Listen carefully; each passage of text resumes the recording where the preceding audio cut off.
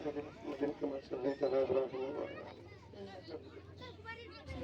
بارك على محمد وعلى ال محمد كما باركت على ابراهيم وعلى ال ابراهيم حامد ونصلي اما بعد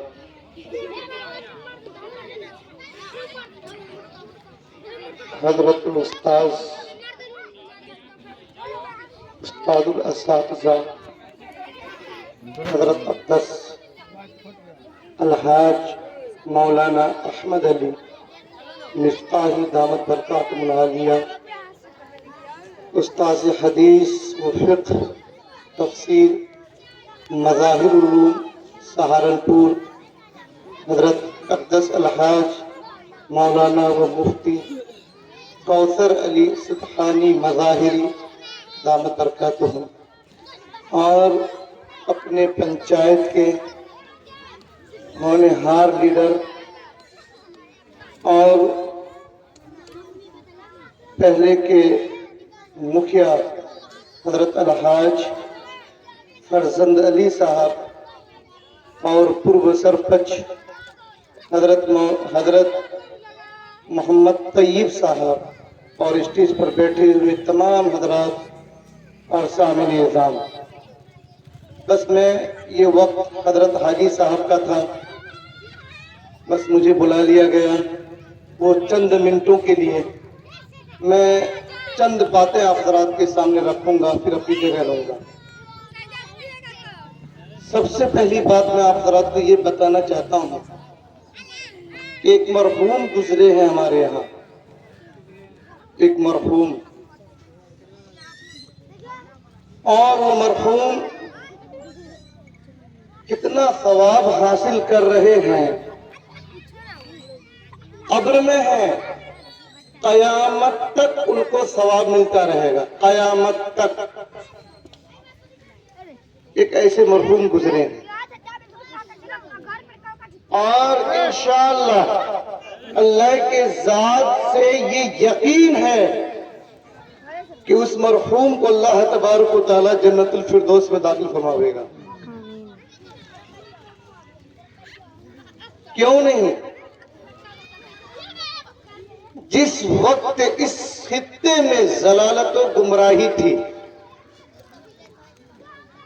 جس وقت اس خطے کے لوگ چھری پر دعائیں پڑھوا کر رکھ کر ماضی کے لیے اپنے جانوروں کو ذبح کرنے کے لیے وہ چھری رکھ لیتے تھے، اس زمانے میں جب ہمارے سماج کے اندر علم کی بو باش نہیں تھی، علم کیا ہوتا ہے کوئی نہیں جانتا تھا، اس وقت جو غربت و افلاس کا وقت تھا، وہ وقت جس وقت کسی کے ذہن و دماغ میں نہیں آیا ہوگا کہ اس خطے کو بھی عالم کی ضرورت ہے، اس خطے کو رہنما کی ضرورت ہے، اس خطے کو ایسے شخص کی ضرورت ہے جو جنت کے لیے سوال دہ مجوع کی سرزمین پر لوگوں کی تشکیل کرے۔ میرے محترم بزرگوں دوستو، یہ تمام باتیں اس وقت کے بزرگ مرحوم جناب عابد دادا مرحوم ہیں جو قبر میں لیٹے ہوئے ہیں، اس وقت ان کے ذہن و دماغ میں یہ بات آئی کہ اس خطے کو عالم دین کی ضرورت ہے۔ ہماری آبادی بہت زیادہ تھی، بہت سارے لوگ اس دنیا کے اندر آئے، اس خطے کے اندر آئے، اللہ نے یہ اس احساس، اس شعور کے لیے اگر کسی کے دل کا انتخاب کیا تو جناب مرحوم عابد بابو صاحب ہیں۔ الحمدللہ الحمدللہ جناب عابد بابو یہ چھوٹے بھائی اور بڑے ہیں حاجی ذکیر صاحب مرحوم، اللہ ان کے قبر کو نور سے منور فرماوے۔ یہ دونوں بھائی کس بات کے بیٹے ہیں؟ جب حاجی عمر علی صاحب کا انتقال ہوتا ہے تو سنا ہے ہم نے کہ کسی نے حاجی ذکیر صاحب سے فرمایا کہ خانقاہ کے اندر آپ کو مدد کرنی ہے، اپنے باپ کے نام پہ آپ قرآن خوانی جو رسم بن چکا ہے اس کو چھوڑ دیجئے۔ قرآن خوانی سے کیا ہوگا؟ الحمدللہ ان کے پوتے وہ عالم دین ہیں، پر پوتے عالم دین بنیں گے، ان کے پوتے ان کے بیٹے قرآن کی تلاوت کر کے اپنے مرحوم کو بخشوا دیں گے۔ حاجی ذکیر صاحب رحمت اللہ علیہ نے خانقاہ منگیر میں جا کر ایک مکان کی ایک کمرے کی تعمیر کروا دیا۔ آج تک وہ کمرہ موجود ہے، الحمدللہ میں خانقاہ رحمانی سے دیکھ کر آیا ہوں۔ اور پھر یہ دونوں بھائی الحمدللہ جہاں بھی دینے کی باری آئی کبھی جھجک محسوس نہیں کیا۔ آپ جس زمین پر بیٹھے ہوئے ہیں یہ مرحوم حاجی عمر علی صاحب اور ان کے دو لخت جگر حضرت عابد دادا مرحوم اور حضرت حاجی ذکیر الدین صاحب مرحوم کی زمین اور جائیداد ہے، یہ انہی دونوں بھائی کا دیا ہوا ہے۔ پھر سوادے کی جامع مسجد کے لیے الحمدللہ جو زمین دی ہے وہ زمین بھی حاجی عمر علی صاحب نے دیا ہے۔ اور پھر ان کے بعد جو ان کے پوتے جناب ماسٹر محبوب صاحب اور جناب محفوظ الرحمان صاحب، انہوں نے اپنے بسنے کی زمین میں سے 4 ڈسمل زمین ان دونوں بھائیوں نے دیا ہے۔ مجھے تو لگتا ہے کہ اللہ نے اس خاندان کو اسی لیے بھیجا کہ تم دیتے رہو، عوام فائدہ اٹھاتے رہے۔ جس طرح تیرے باپ دادا کو ہم نے سربلند کیا اور قیامت تک آنے کے لیے قبر کے اندر ثواب پہنچانے کا ذریعہ بنا دیا ہے، تم دیتے رہو، قیامت تک تمہارے لیے بھی ذریعہ بنا دیں گے۔ الحمدللہ کبھی نہیں ہچکتے ہیں، کبھی نہیں جھجک محسوس کرتے ہیں۔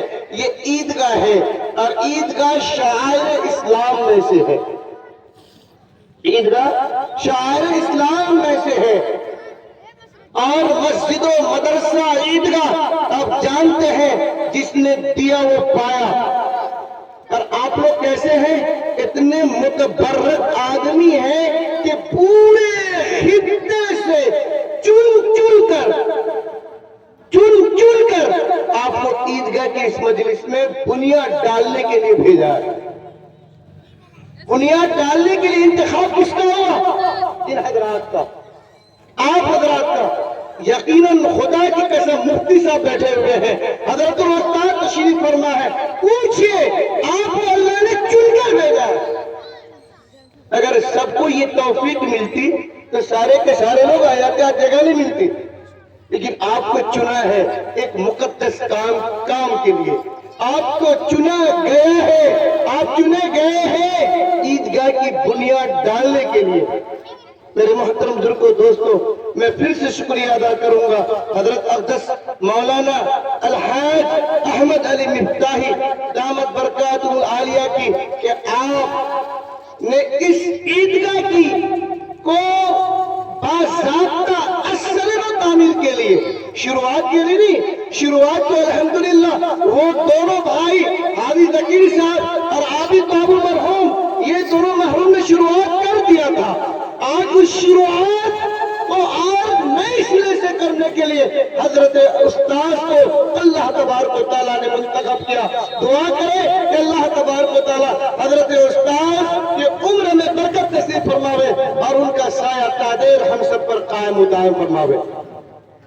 اور پھر میرے محترم بزرگوں دوستوں، یہ عیدگاہ کی زمین ہے اور عیدگاہ یہاں تعمیر ہونا ہے جس کی بنیاد ڈالنے کے لیے آپ حضرات یہاں تشریف فرما ہے۔ جناب محمد رسول اللہ سرکار دو عالم صلی اللہ علیہ وسلم مسجد نبوی کی تعمیر فرما رہے ہیں، مدینہ المنورہ کے اندر موجود ہے۔ پوچھا یہ زمین کس کی ہے؟ پتا چلا کہ 2 نابالغ بچے کی زمین ہے۔ اللہ کے رسول صلی اللہ علیہ وسلم نے صدیق اکبر سے فرمایا کہ آپ ان کی قیمت ادا کر دیں۔ اسلام میں مدینہ المنورہ کے اندر سب سے پہلے چندہ جس شخصیت کا لگا ہے وہ شخصیت صدیق اکبر کی ذات ہے، صدیق اکبر کی ذات ہے۔ اور ہر چیز میں صدیق اکبر ابو بکر بن گئے، پہل آپ کی پہل رہی ہے، ہمیشہ ہر چیز میں پہل ہے۔ غار حرا میں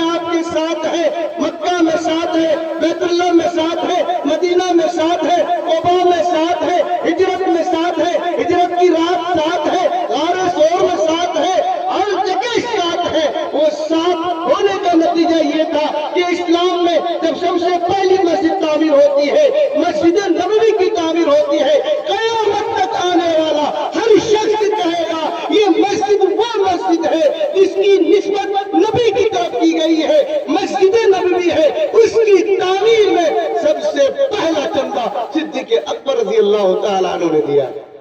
یہ مقام کا صدیق اکبر رضی اللہ تعالیٰ عنہ کا. اللہ نے انتقال کے بعد بھی اپنے حبیب کا ساتھی ایک حجرہ میں قیامت تک کے لیے رکھ دیا. یہ ہے صدیق اکبر کی ذات. باہر کا یہ عیدگاہ کی تعمیر ہونی ہے.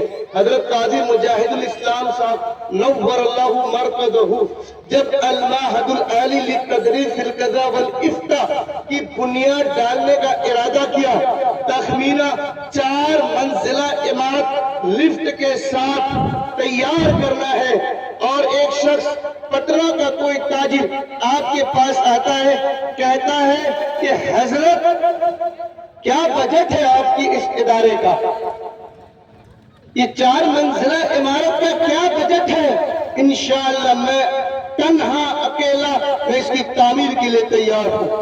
حضرت قاضی مجاہد الاسلام صاحب نور اللہ مرقدہ نے فرمایا کہ یہ معہد العالی للتدریس القضاء والافتاء ہے, یہ اس کی عمارت ہے.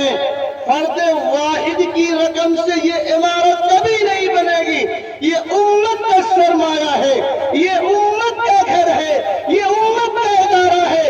امت کے اکثر افراد کو حصہ لینا ہے, ان کو بھی اپنے اللہ کے دربار میں یہ کہنا ہوگا, اے اللہ دارالقضاء کی تربیت کے لیے جس ادارہ کی تعمیر کی باری آئی تھی میں بھی اس میں حصہ لینے والا ہوں, اس لیے صرف آپ اس کی عمارت کی تعمیر کر دیں, یہ کبھی نہیں ہو سکتا.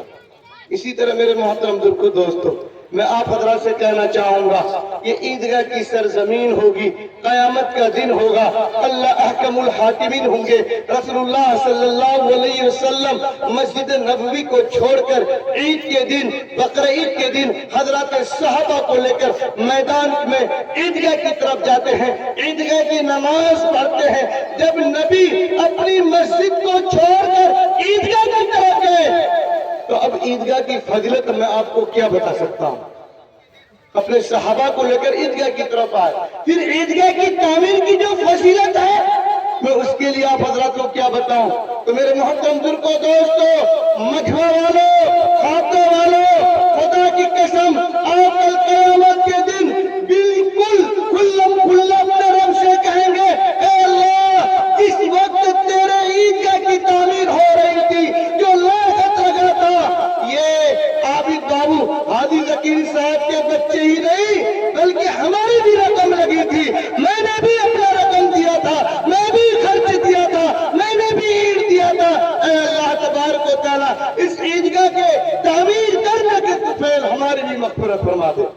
اللہ تعالیٰ فرمائے گا واہ کیا اچھا کام کیا ہے, یہ کھاتے والوں کو مجمع والوں کی مغفرت کرو, اے فرشتوں بلا حساب کتاب جنت میں داخل فرما دو. کچھ بعید نہیں اللہ کی طرف سے یہ اعلان ہو جائے. تو میرے محترم بزرگوں دوستو, تخمینہ بہت لمبا ہے, یہ تقریباً 40 فٹ کا آپ کا عیدگاہ بننا ہے, تقریباً 3 یا 4 فٹ اس کی موٹائی ہے, پھر اس میں گنبد ہے, مینار ہے, ان کو سجانا ہے, 4 دیواری ہے, فرش ہے. عزم کر لیجئے کہ ہم سرکار کے 4 دیواری کا محتاج نہیں بنیں گے انشاءاللہ. یہ ارادہ کیجئے سب آدمی, ہم سرکاری کوئی تعاون نہیں لیں گے, نماز ہماری ہوگی, دعا ہماری اللہ قبول کرے گا, پھر یہ فرش اور 4 دیواری ہم سرکار سے تعاون کیوں لیں. اصول حج کے گانا میں حضرت نانوتوی رحمۃ اللہ علیہ نے فرمایا اگر کسی سرمایہ دار یا سرکاری تعاون لوگے تو اللہ کی طرف سے غیبی مدد رک جائے گی. الحمدللہ جامع مسجد سوال میں مجمع یہی حضرات میں نے سب سے پہلے لوگوں سے فرمایا اگر آپ چاہتے ہیں کہ اس مسجد کی تعمیر کویت کی کوئی خاتون کرے تو خدا کی قسم 2 مہینے میں مسجد کی تعمیر ہو جائے گی. آپ سبھی لوگوں نے ہاتھ اٹھا کر کہا تھا نہیں نہیں نہیں نہیں نہیں, کسی خاتون کی تعمیر کی ضرورت نہیں, تعمیر تعمیر ہم لوگ اپنے پاک اور حلال کی کمائی سے کریں گے. کیا آپ لوگوں نے وعدہ کیا تھا کہ نہیں کیا تھا؟ کیا آپ لوگوں نے تعمیر کیا ہے کہ نہیں کیا ہے؟ تو یہ عیدگاہ میں انشاءاللہ فرش سے دیوار تک رواں پینٹ تک انشاءاللہ ہم کوئی مدد سرکار سے نہیں لیں گے. اپنے پاک اور حلال کمائی سے انشاءاللہ ہم اس عیدگاہ کی تعمیر کریں گے. نمازیں ہماری ہوں گی، رب ہمارا ہوگا. دعا ہم کریں گے، رب ہمارا قبول کرے گا انشاءاللہ. کریں گے انشاءاللہ. تو اس سرزمین میں میں یہ چاہتا ہوں، بنیاد کا وقت ہے. کون ہے مرد مجاہد جو پہلی اینٹ ڈالنے کے لیے اور پہلی اینٹ ڈالنے کے وقت اس عیدگاہ کی مدد اور امداد کا اعلان کرے، اپنے دل سے اعلان کرے کہ انشاءاللہ میں 5,000 حضرت الحاج حاجی فرزند علی صاحب سابق مکھیا، اللہ تبارک و تعالیٰ آپ کی ایک قلم کا پھول آپ کی اس بات کو قبول فرماوے، اس قربانی کو قبول فرماوے. حاجی صاحب کی وہ مقدس ذات ہے، جب بھی اللہ کے راستے میں خرچ کرنے کے لیے کہیں بھی اعلان ہوتا ہے حاجی صاحب وہاں موجود ہو. یہ ہو ہی نہیں سکتا ہے کہ حاجی صاحب وہاں کچھ نہ بولے. اس لیے میں بھی جان بوجھ کر کہا حاجی صاحب کو بعد میں بلائیے گا، پہلے مجھے بلا لیجیے گا. حاجی صاحب معاف کیجیے گا. الحمدللہ 5,000 سے حاجی صاحب نے اعلان کیا. اللہ تبارک و تعالیٰ